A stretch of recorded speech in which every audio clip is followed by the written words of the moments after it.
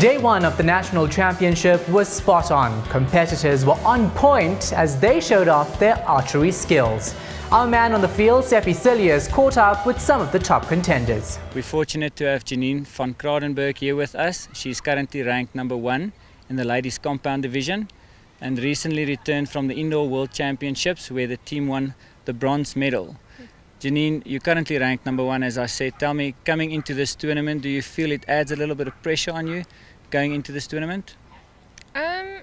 For me, no, not really. I just come to do my best.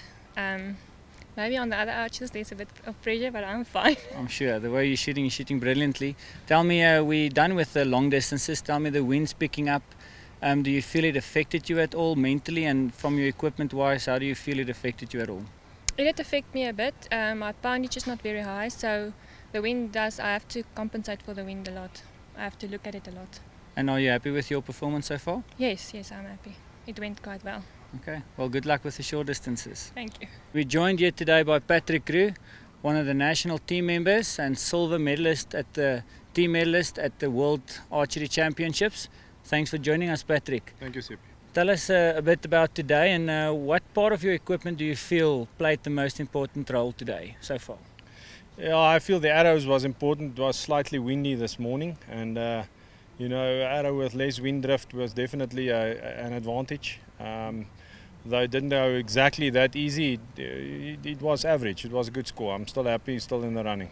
Okay, and you're happy with your score so far at the 90 and 70, the long distance? Yeah, it was reasonable. I would have liked about 5 or 7 points more, but I'm okay with that. Thanks for joining us, Gabriel.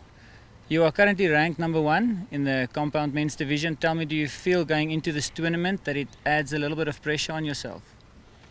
It definitely adds pressure.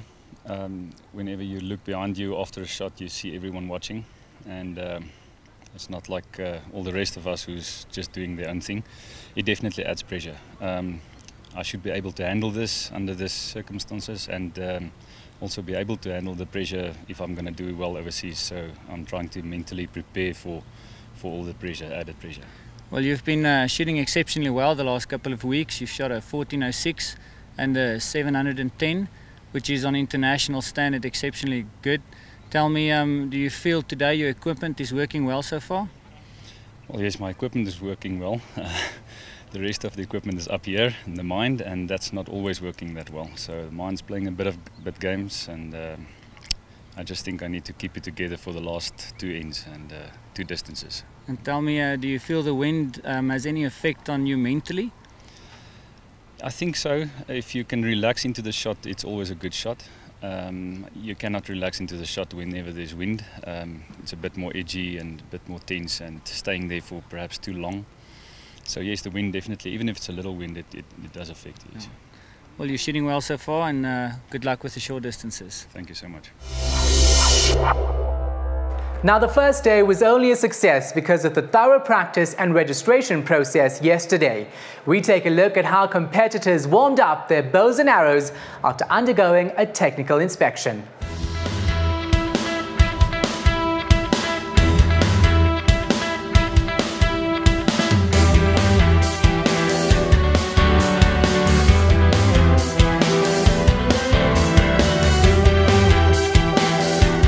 At the Nationals, there needs to be a bow inspection.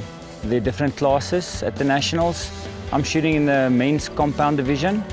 What that means is my bow's allowed only to be at a maximum of 60 pounds. So what they're checking here at the back is to make sure that my bow is below 60 pounds and that everybody on the field is shooting with bows below 60 pounds, that no one has a benefit over someone else in shooting a higher poundage.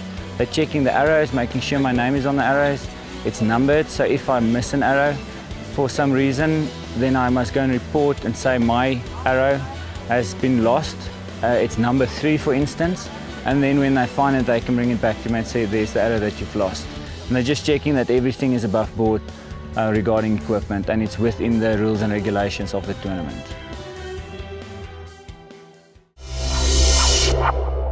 Everyone wants to know who'll be judging their archery skills, so click on our special focus section to see the profiles of the 8 judges. Join us tomorrow as we'll bring you more insight into the intricate sport of archery.